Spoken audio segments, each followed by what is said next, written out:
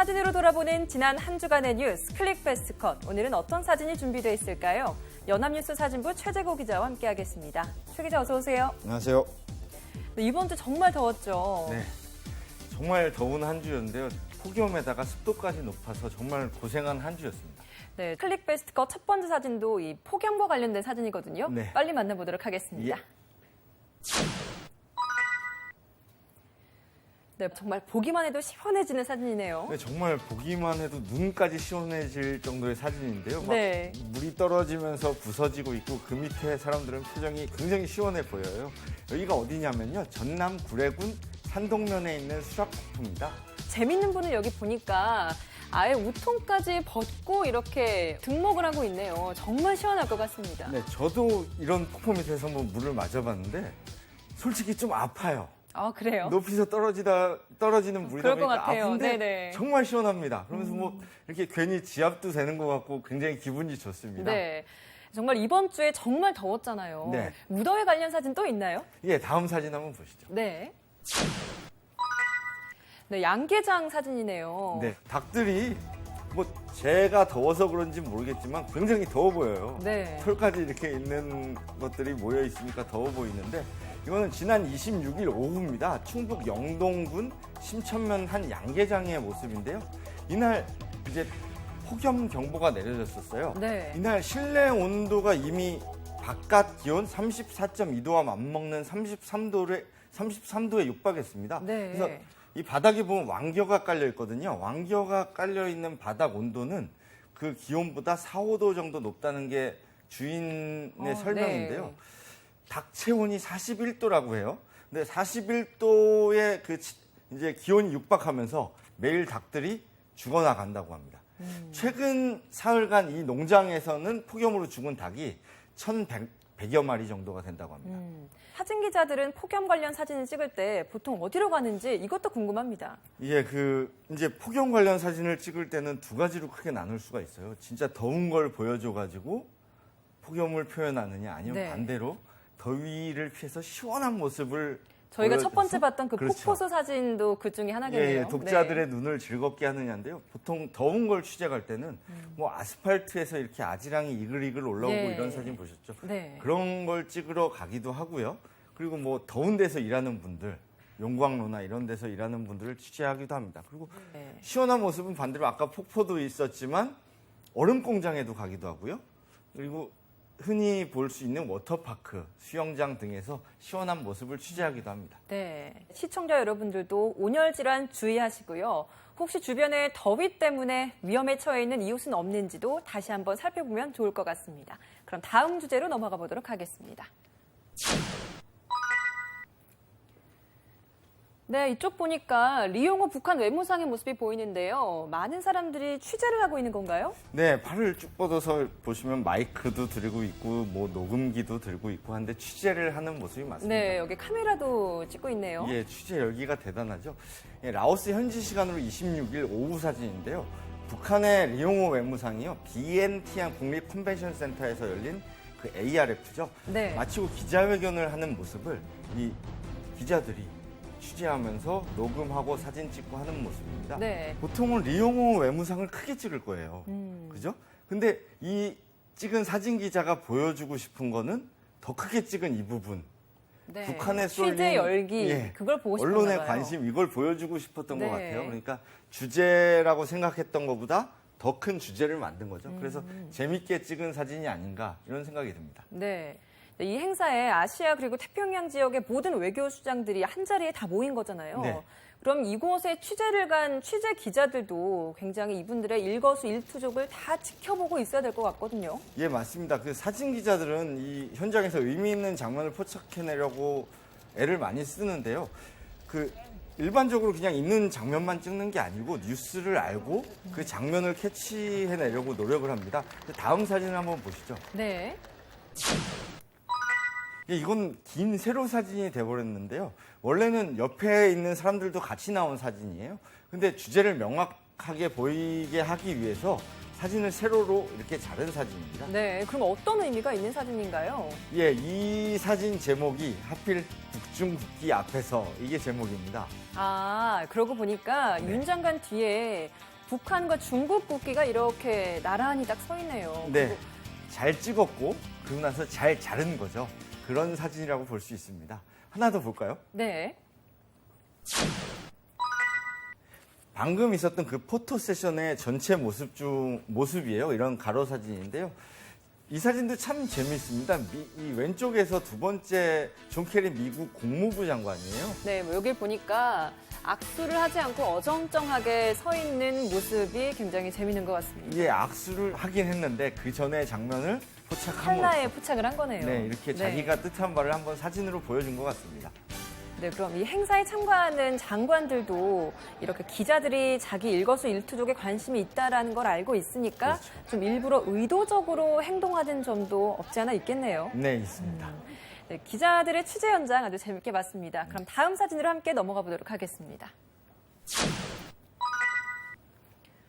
네, 이것도 역시 기자들이 취재를 하고 있는 사진이에요. 그런데 길 건너편에 있는 걸 촬영을 하려고 한 것 같은데 어떤 사진이죠?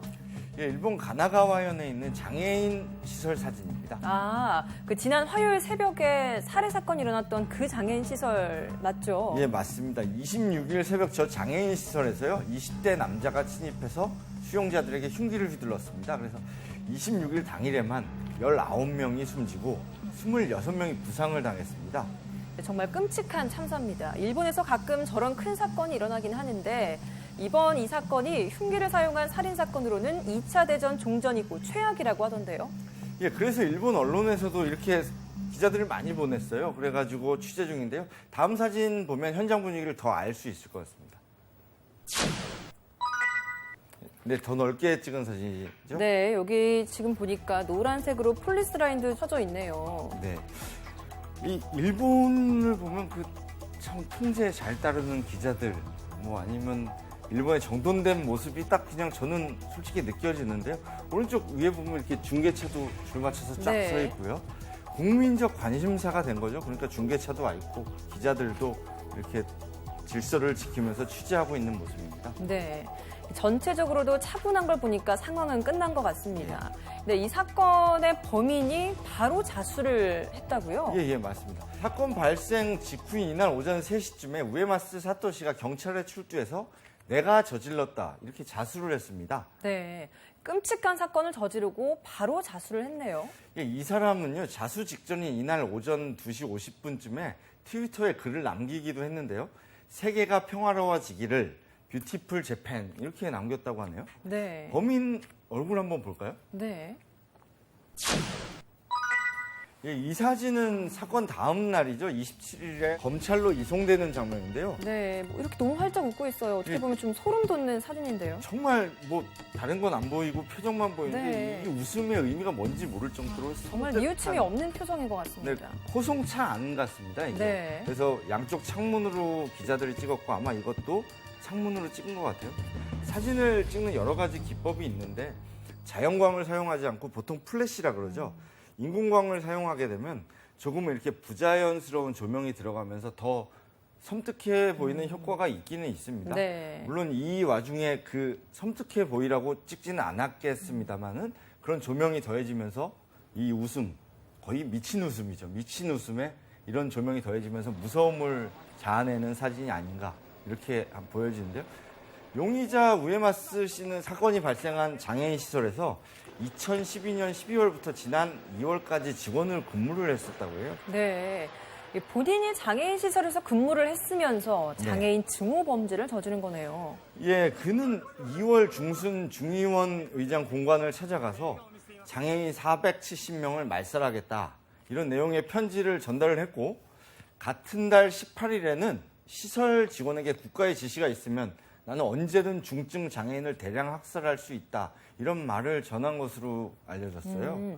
일종의 예고를 2번이나 한 셈인데 네. 그럼 일본 경찰은 이 당시에 이 상황을 어떻게 대응했나요? 예, 조사를 나온 경찰관에게 우에마스 씨는 같은 발언을 했고요.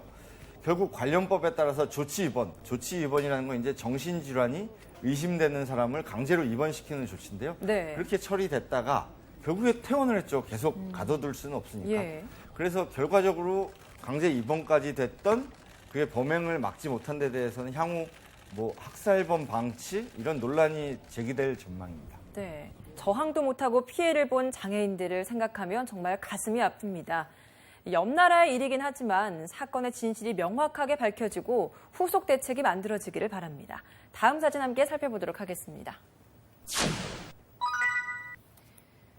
네, 비행기 앞에 누군가가 서 있고 그리고 굉장히 밝은 표정으로 웃으면서 비행기에서 내리고 있네요. 예, 정말 한박 웃음입니다. 네. 뭔가 큰 걸 이뤄낸 굉장히 깊은 일이 있는 것 듯한, 같아요. 예, 아주 기뻐 보이는데요.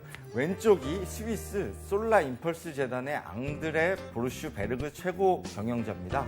오른쪽은 베르트강 피카르 회장인데요. 저 두 명이 번갈아 가며 비행기를 조정을 한 거죠. 그런데 딱 얼핏 보기에는 비행기가 굉장히 작아 보이는데요. 예, 우리가 알고 있는 그 뭐 큰 여객기랑은 좀 다르게 작아 보이는데 네. 1인용 비행기예요. 예, 1인용 비행기 이름은 솔라 임펄스 2예요. 근데 지난해 3월 9일에 아랍에미레이트죠. 수도 아부다비를 출발해서 동쪽으로 계속 총 42,000km 동쪽으로 계속. 그럼 어떻게 됐을까요? 다시 돌아왔겠네요. 네, 지구는 둥그니까 다시 돌아왔습니다. 26일 오전에 돌아온 거죠. 그리고 착륙을 했습니다. 505일간의 여정을 마무리했습니다. 505일 동안 한 번도 쉬지 않고 계속 비행을 한 건 아닐 테고 네. 그러면 이 한 번에 어느 정도 날 수 있는 건가요? 예, 한 번에 5일에서 6일 동안 최대 8,000km를 날 수 있다고 해요. 이 505일은 실제로 계속 날아간 비행 기간 시간이 아니고요.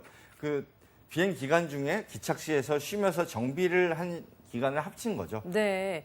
이 비행기 한 대로 세계 일주를 한 건데 단순히 그것만으로는 이렇게 뉴스거리가 되진 않았을 것 같아요. 네, 맞습니다. 뭐 세계 일주 하는 사람들 요즘 많은데 이 사람들이 뉴스가 된 거는 특이하게도 연료를 한 방울도 쓰지 않고 비행기로 네. 지구를 한 바퀴 돈 거예요. 그게 이제 최초가 되는 거예요. 태양 에너지만으로 지구를 한 바퀴 비행한 겁니다. 다음 사진 한번 보시면 알 수 있습니다. 네. 예, 참 멋있는 사진인데 이 사진은 지난 4월 23일 이 비행기가 미국 샌프란시스코 상공을 지날 때 찍은 겁니다. 날개 위쪽을 자세히 한번 보세요. 네. 날개 위쪽을 자세히 보시면 다 태양광 네, 전지로 그러고 돼 보니까 있어요. 태양광 전지판이 굉장히 많네요. 태양광 전지가 무려 17,248개. 이게 이제 이 비행기를 덮고 있는 거예요. 이게 태양광을 전기로 변환해가지고 프로펠러와 연결된 전동 모터 4개를 돌리는 거죠. 그런 방식으로 이제 출력을 얻어서 날아가게 되는데요. 날개 길이가 72m. 이 72m는요. 보잉 747 여객기 아시죠? 네. 그 여객기보다 길다고 해요. 아, 네. 근데 무게가 이제 또 중요해지잖아요. 근데 무게는 탄소 섬유를 사용해가지고 만들어가지고 겨우 전체 무게가 2.3톤. 2.3톤이면 승합차 한 대 정도 무게라고 합니다. 여객기 크기에 얼마나 가벼운지 알 수 있죠. 그러게요. 아무래도 에너지를 적게 쓰려고 하다 보니까 그런 거겠죠? 네, 맞습니다. 깨끗한 기술을 사용해서 에너지 소비를 줄이고 삶의 질을 높일 수 있다는 점을 입증하기 위해서 이렇게 비행을 했다고 합니다. 다음 사진 한번 보시겠어요? 네. 네, 뭔가 굉장히 멋있는 사진입니다. 예, 그 뭐 지난 7월 13일입니다. 이집트 카이로 피라미드 위를 나는 사진이에요. 정말 제가 봐도 멋있는 사진이에요. 비행기가 네. 날고 있고 배경으로 바닥이 보이는데 바닥에 이제 이집트의 상징이죠. 피라미드가 딱 보이는데 CG 같아요. 예, 저도 한번 이런 사진 찍어보고 싶은 네. 사진입니다. 그 아까 사진도 그렇고 비행 사진이 많은 걸로 봐서는 홍보에도 대단히 신경 쓴 것 같아요. 다음 사진 한번 보시겠어요? 네. 비행을 하면서 셀카를 찍고 있나 봐요. 맞습니다. 딱, 뭐, 셀카봉이 보이고 예. 있어요. 뭐, 이건 어떻게 보면 우리 상식에서 위험해 보이기도 하는데, 네. 뭐, 안전하니까 찍었겠죠. 굉장히 재밌는 사진이에요. 비행기 조종사가 조종을 하면 셀카를 찍고 있는 장난기가 묻어나는 사진입니다. 네. 이게 2명의 조종사 중 1명인 그 베르트랑 피카르. 올해 58살이라고 해요. 이 사람이 좀 특별합니다. 직업이 정신과 의사. 네. 근데 이번 세계 일주뿐만 아니라 1999년에는요. 사상 최초로 무착륙 열기구죠. 그래서 세계 일주에도 성공을 한 사람입니다. 예, 이런 도전 정신은 집안 내력도 있는데요. 할아버지 오기스트 피카르는 1931년에 열기구를 타고 15km 상공의 성취권에 처음 진입하는 기록을 세웠습니다. 네. 그리고 아버지 자크 피카르는요, 1960년에 아버지가 제작한 특수 잠수함을 타고 지구에서 가장 깊은 태평양 심해저 11km 예, 이 지점을 탐사했습니다. 네. 네. 3대에 걸쳐서 정말 대단한 도전 정신이네요. 네, 맞습니다. 베르트랑 피카르에게 인생을 결정한 순간은요, 11살이던 1969년 7월 아폴로 11호가 발사되던 해였다고 합니다. 미국 플로리다 발사 현장에서 직접 역사적 순간을 이렇게 지켜볼 수가 있었던 건데, 이런 생각을 했대요. 이 우주 비행사들은 꿈을 품었고 그 꿈은 실패의 두려움보다 훨씬 더 크다. 이 영웅들은 불가능한 일, 이전에 인류가 하지 못했던 일, 그걸 하고 있다. 이것이 진정한 개척 정신이다. 이런 생각을 했다고 합니다. 네. 불가능에 대한 꿈이 실패의 두려움보다 훨씬 크다. 예. 참 가슴에 와닿는 말인 것 같은데 저도 이 말 좀 새겨 들어야 될 것 같습니다. 네. 이번 이 두 사람의 비행 성공이 지구촌 많은 사람들에게 청정 에너지에 대한 새로운 인식을 갖게 하고 또 도전 정신을 일깨우게 하는 계기가 됐으면 좋겠습니다. 그럼 마지막 사진 함께 살펴보도록 하겠습니다. 네, 학생들인 것 같은데 강당에 모여서 굉장히 많은 사람들이 한자리에 모여서 공부를 하고 있네요. 이렇게 특이하게 서로 마주보게 학생들을 네. 배치해놨습니다. 마치 거울을 보고 있는 그런 느낌의 사진인데요. 그 왼쪽하고 오른쪽하고 대결을 하는 것 같아 보이기도 하고요. 네. 재밌는 사진입니다. 해외 토픽 같은 걸 보니까 예. 중국에서 시험 볼 때 이렇게 시험을 본다고 하더라고요. 혹시 중국인가요? 중국은 아니고 이건 우리나라입니다. 우리나라요? 예. 부산 사상고에 있는 주례여자고등학교입니다. 지난 25일에서 26일 이틀간 1, 2학년 학생 234명을 대상으로 학교 대강당에서 나를 바꾸는 30시간이라는 프로그램에 참여해 있는 모습이에요. 부산이에요. 네, 나를 바꾸는 30시간, 그러면 이렇게 공부를 30시간 동안이나 한다는 겁니까? 예, 30시간 쭉 공부를 할 수는 없겠죠. 잠도 자야 되고, 밥도 먹어야 그러니까요. 되고. 그런데 저도 이게 놀란 게 30시간은 못하지만 15시간씩 이틀을 했다고 해요. 아침 7시부터 오후 10시까지 지정 좌석에 앉아서 공부를 하는 거죠. 네. 학교 다닐 때, 저 때는 야자 타임이라는 게 있었는데 혹시. 저도 야자 시간 있었죠. 네. 그때 기억해 보면 아침 7시에 등교를 해서 밤 10시까지 이제 수업 마친 후에 야자 타임을 했던 기억이 있는데요. 그 시간하고 똑같은 시간 동안 수업 없이 자습을 한 게 아닌가. 와, 이건 정말 공부 무한도전이다. 그렇게 봐도 될 것 같아요. 그럼 매년 이 행사를 하는 건가요? 네, 작년에 이어서 두 번째 행사인데요. 네. 주례여고 차환옥 교장 선생님이 이렇게 말했다고 해요. 불가능할 것 같은데 목표를 달성한 친구들을 보면서 다른 학생들도 자극을 받아 공부하는 학교 분위기가 조성될 것으로 기대한다. 네, 불가능할 것 같은 목표. 조금 전에 우리가 봤던 그 태양광 에너지 비행기로 세계 일주를 한 피카르 씨의 말과도 굉장히 일맥상통하는 것 같은데요. 예. 폭염 속에서 자신과의 싸움에서 이기는 경험을 해본 학생들, 앞으로 공부뿐 아니라 다른 일에서도 자신감을 가졌을 거라고 생각합니다.